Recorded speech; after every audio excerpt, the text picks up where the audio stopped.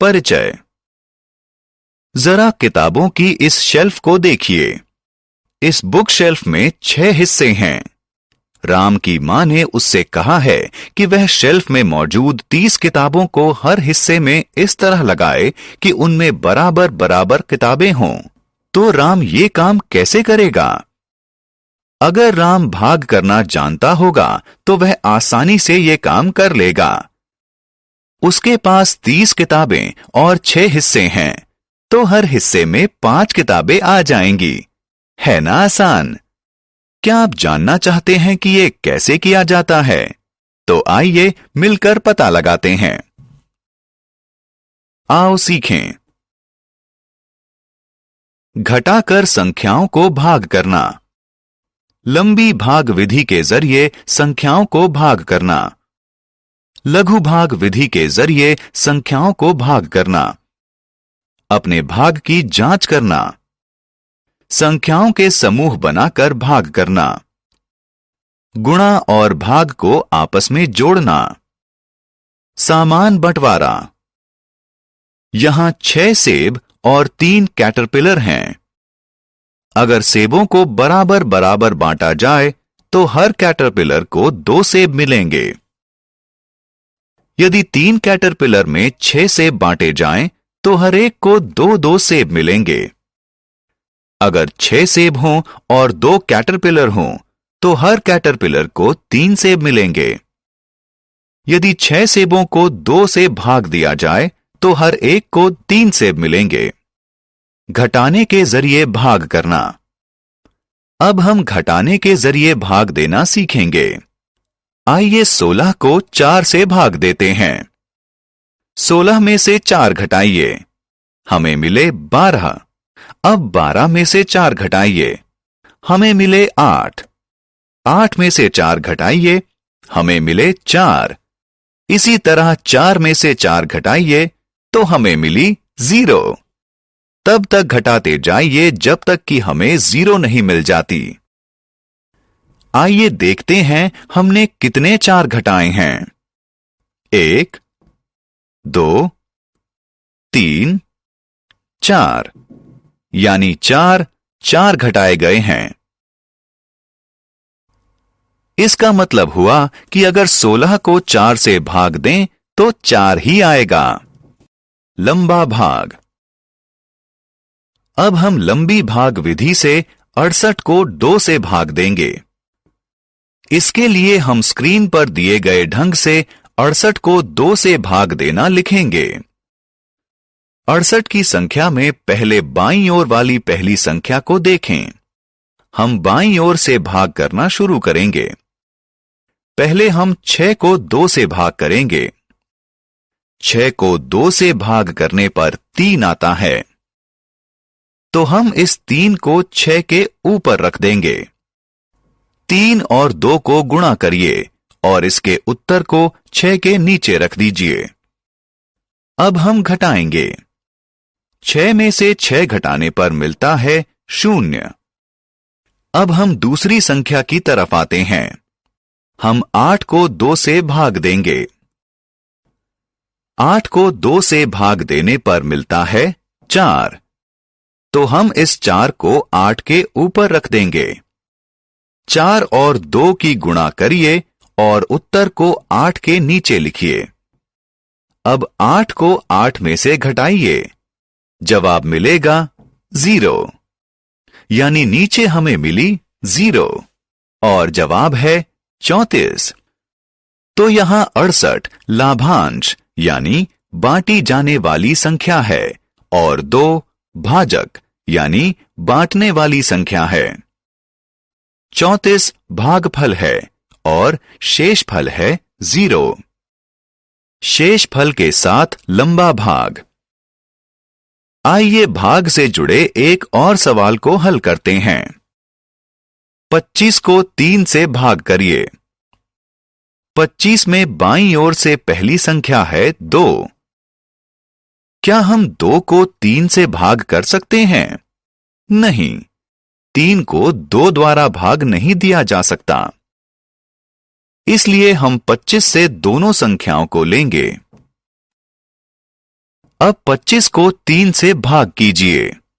हम जानते हैं कि अगर 3 को 8 से गुणा किया जाए तो संख्या मिलेगी 24, और अगर 3 को 9 से गुणा करें तो परिणाम होगा 27।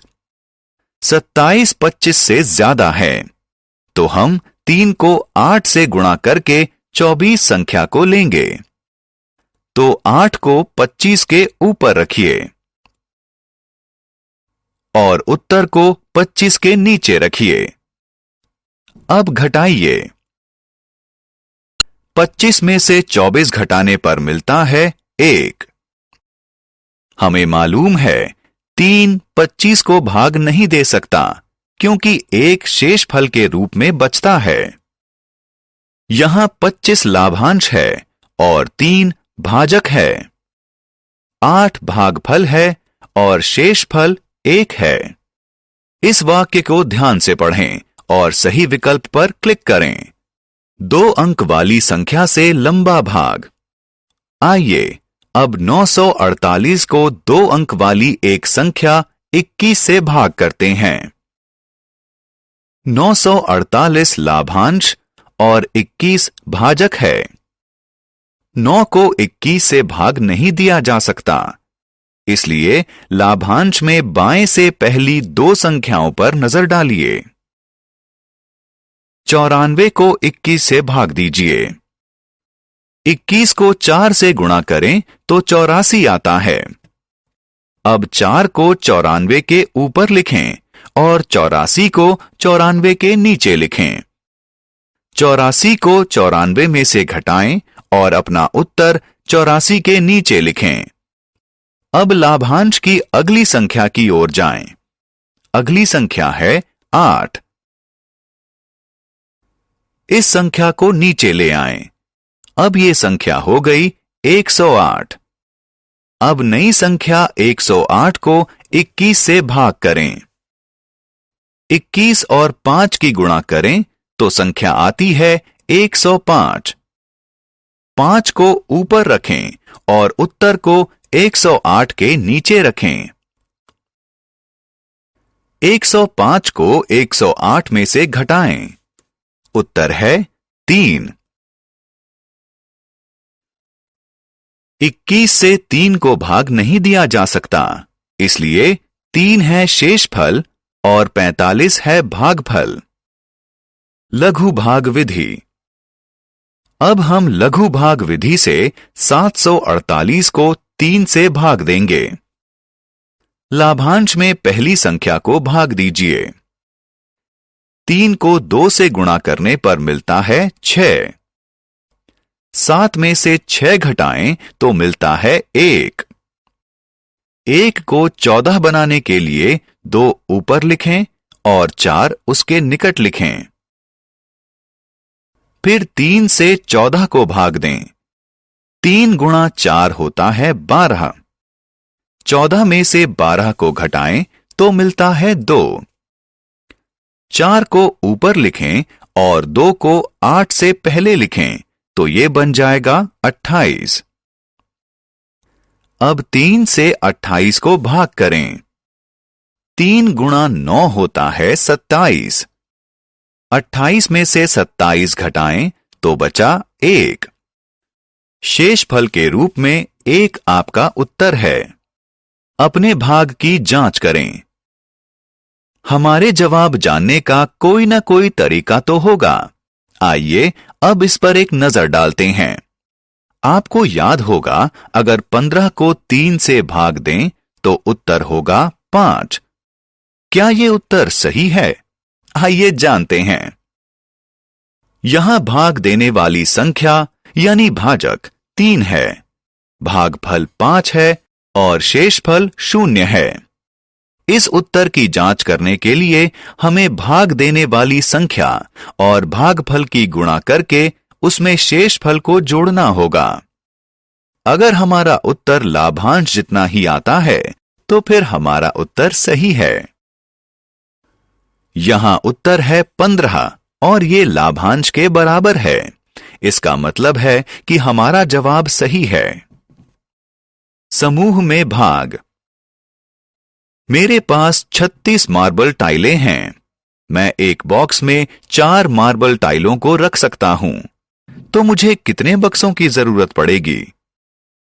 पहले बॉक्स में मैंने 4 टाइलें रखीं। अब मेरे पास 32 मार्बल टाइलें बची हैं।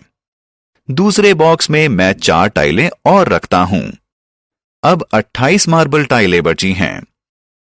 तीसरे बक्से में मैंने 4 और मार्बल टाइलें रखी हैं। अब मेरे पास 24 मार्बल टाइलें बची हैं। इस तरह अब हम हर बक्से में 4 मार्बल टाइलें रखते जाएंगे। तो आखिर में 9वें बक्से में हम अंतिम 4 मार्बल टाइलों को रखेंगे। यानी 36 मार्बल टाइलों से 9 बक्से भर गए हैं। 36 मार्बल टाइलों को 4-4 के बराबर समूहों में रखने के लिए 9 बक्से चाहिए। भाग और गुणा के बीच संबंध। मित्रों, अगर हम 18 को 2 से भाग दें तो जवाब होगा 9, और अगर हम इस 2 और 9 की गुणा कर दें तो हमें जवाब मिलेगा 18। यानी 2 और 9 की गुणा करने का परिणाम है 18। 16 को यदि 2 से भाग दें तो मिलता है 8, और यदि 2 को 8 से गुणा करें तो मिलता है 16। इसी तरह 25 को यदि 5 से भाग दें तो जवाब होता है 5, और 5 को 5 से गुणा करें तो जवाब होता है 25। आओ खेलें। भाग दें और सही विकल्प पर क्लिक करें। हमने क्या चर्चा की? संख्याओं को निम्न विधियों के जरिए भाग देना। घटाने वाली विधि, लंबे भाग वाली विधि, छोटे भाग वाली विधि।